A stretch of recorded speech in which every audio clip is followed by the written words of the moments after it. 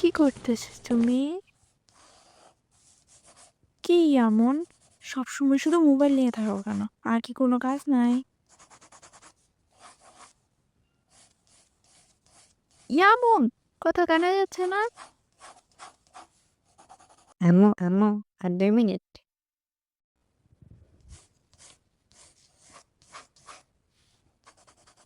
দেখি এমন কি করতেছো এমন যে মাথাটা পর্যন্ত তুলতে পারতেছো না?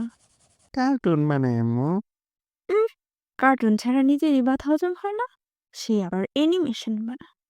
লেখাপড়াতে তো মনোযোগ নাই, সবসময় শুধু আজে বাজে কাজে মনোযোগ। যাও, এখন তাড়াতাড়ি গুছলে যাও।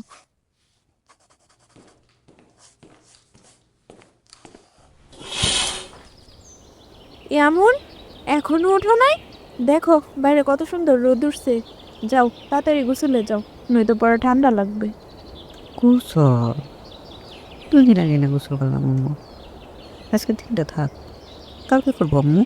না, শীত আসলেই তুমি গোসল নিয়ে তালবাহানা শুরু করো। 3 দিন যাবত তুমি একই কথা বলতেছো।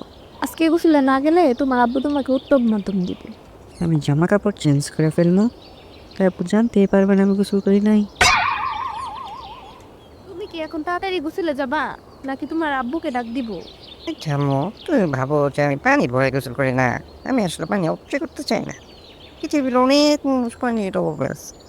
আর প্রতিদিন গোসল থাকতে পানি অপচয়, তাই না? তাই আমি প্রতিদিন গোসল করি না। হুম, বুঝতে পারছি বাবা। তো গরমে তোমার এই অপচয়ের চিন্তার কথা কোথায় যায়?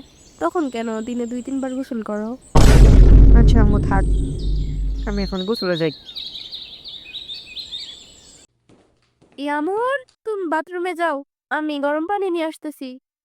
আম্মু, তোমার বললাম না আমি ঠান্ডা পানিতে ভয় পাই না, আমি ঠান্ডা পানি দিয়ে গোসল করবো।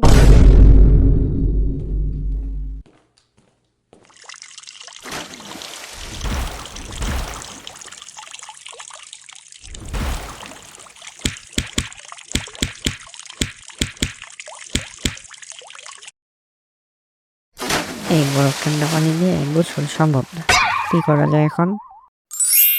আম্মুর কাছ থেকে কিছু একটা তাল বাহানা কইরা গরম পানি নিয়ে আসি।